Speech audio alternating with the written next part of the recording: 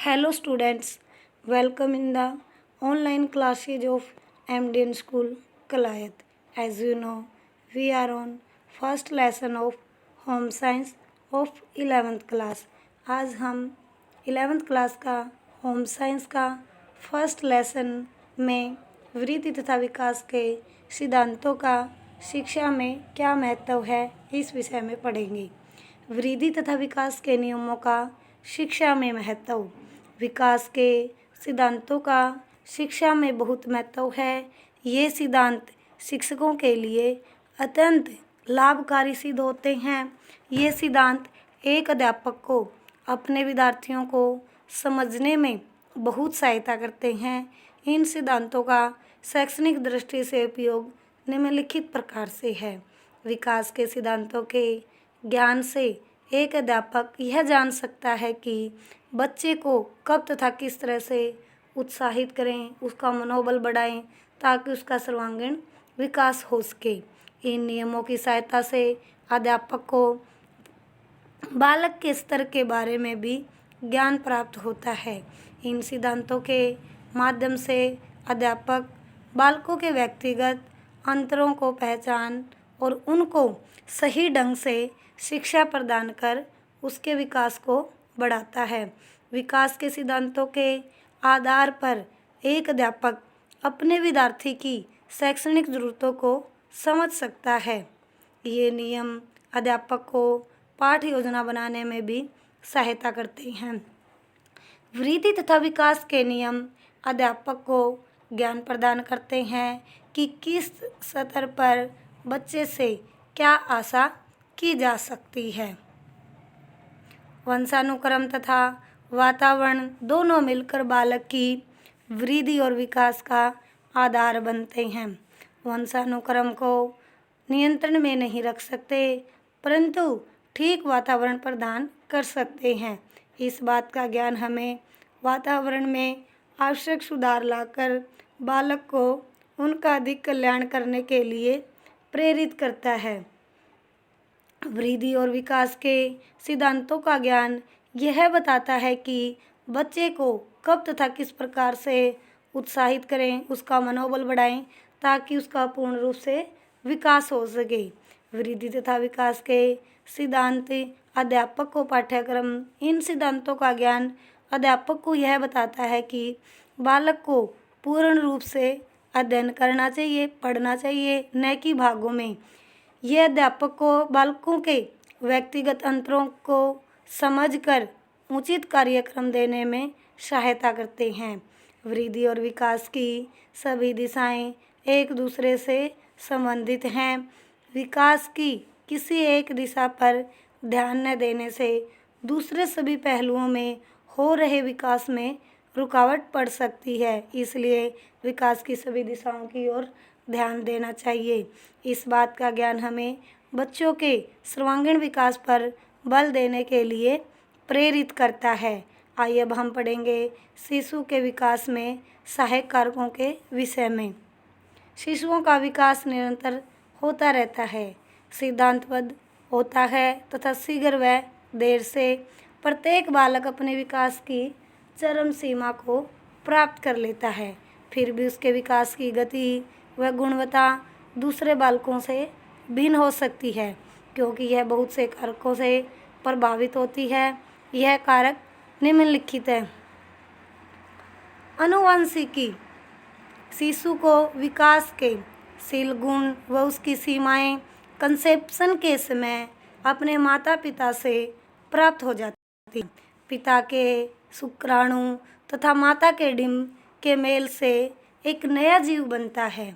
इन दोनों कोशिकाओं में से जो क्रोमोसोम्स पाए जाते हैं, उनमें से प्रत्येक में अनेकों पितृक होते हैं जो विभिन्न गुणों के वाहक हैं। यही पितृक बच्चे के शारीरिक व मानसिक विकास को निर्धारित करते हैं। यही कारण है कि अक्सर लंबे कद के माता पिता के बच्चे लंबे होते हैं, क्योंकि उसमें माता पिता के आनुवंशिक गुण होते हैं।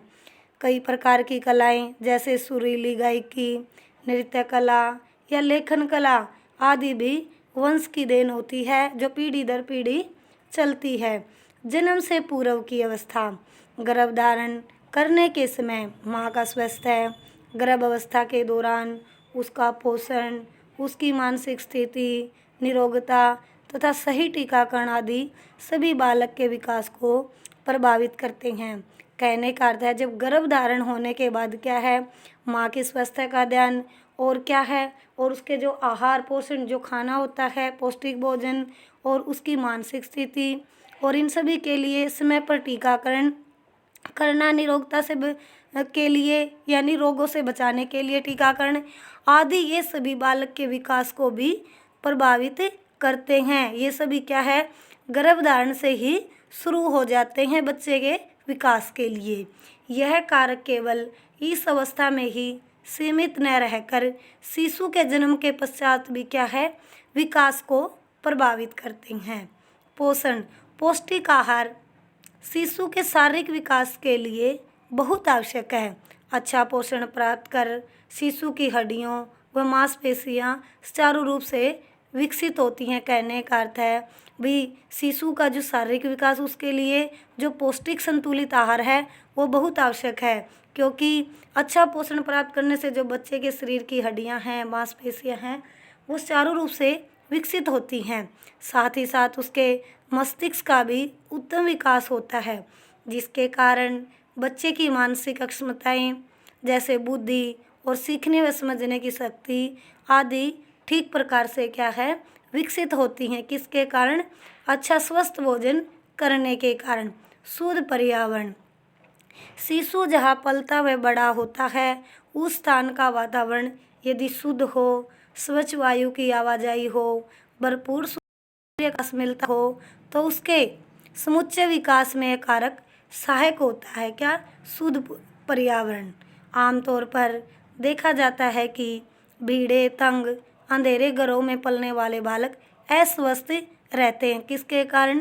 गंदगी के कारण भी, खुली स्वस्थ हवा न मिलने के कारण और न धूप मिलने के कारण क्या है, वो बालक अस्वस्थ रहते हैं तथा उनका विकास सामान्य गति से नहीं हो पाता। उत्तम स्वास्थ्य तथा समय अनुसार टीकाकरण, उत्तम पोषण व अन्य कारकों के फलस्वरूप यदि बच्चे का स्वास्थ्य ठीक रहता है तो समय अनुसार टीकाकरण के फलस्वरूप वह विभिन्न रोगों से बचा रहता है। अगर हम समय अनुसार टीकाकरण करवा लेते हैं तो क्या है, बच्चा रोगों से बचा रहता है, तो उसका विकास उचित समय से तथा उचित गति से होता रहता है। इसके अतिरिक्त शिशु को एंडोक्राइनल स्टेटस यानी क्या है, जो एंडोक्राइनल स्टेटस यानी उसकी ग्रंथियों द्वारा उचित मात्रा में हार्मोन्स का स्राव भी शारीरिक व मानसिक विकास को प्रभावित करता है। पारिवारिक वातावरण, जिस परिवार में बच्चे का लालन पालन होता है वह परिवार कितना खुशहाल होता है, यह भी शिशु के विकास को प्रभावित करता है। ऐसे परिवार में जहाँ की हर समय लड़ाई झगड़ा रहता हो या धन की कमी हो या तनाव हो, वहाँ शिशु के विकास में कमी रह जाती है। और इसके विपरीत प्रेम प्यार से रहने वाले परिवारों में शिशु को प्रसन्नता का प्रोत्साहन मिलता है यानी बढ़ावा मिलता। कहने का अर्थ है भी जब भाई परिवार में पैसे की तंगी है, धन की तंगी है या तनाव है, लड़ाई झगड़ा है, उसके कारण भी क्या है, बच्चे के विकास में कमी रह जाती है। और जिस परिवार में प्रेम है, प्यार है और प्रसन्नता है, वहाँ क्या है, शिशु को प्रोत्साहन मिलता है यानी बढ़ावा मिलता है विकास में, और खेलने कूदने की अधिक सुविधाएं तथा अवसर मिलते हैं, जिस कारण वह उचित गति से विकसित होता जाता है। इसके अतिरिक्त यह देखा जाता है कि पढ़े लिखे माता पिता के बच्चे सुविकसित होते हैं, क्योंकि उन्हें अच्छा निर्देशन मिलता है यानी मार्गदर्शन कराते हैं अच्छे पढ़े लिखे माँ बाप, तथा उनके सामने अच्छा आदर्श भी होता है। बुद्धि, शिशु की बुद्धि का उसके विकास पर महत्वपूर्ण प्रभाव होता है। कुशाग्र बुद्धि बालक की विकास गति तीव्र होती है तथा मंद बुद्धि की धीमी। ऐसा केवल मानसिक विकास के लिए ही नहीं बल्कि गत्यात्मक विकास के लिए भी सत्य है। यौन भिन्नता। प्राय देखा जाता है कि लड़कियां लड़कों की अपेक्षा शारीरिक परिपक्वता शीघ्र ही प्राप्त कर लेती हैं, लेकिन मानसिक योग्यता के विकास में लड़के आगे रहते हैं। किससे? लड़कियों से। आज हम यहीं तक पढ़ोगे और जो मैंने ये टॉपिक पढ़ाया है आप इस टॉपिक को अच्छे से रीड करोगे। Thank you students, have a nice day. घर पर रहें, सुरक्षित रहें।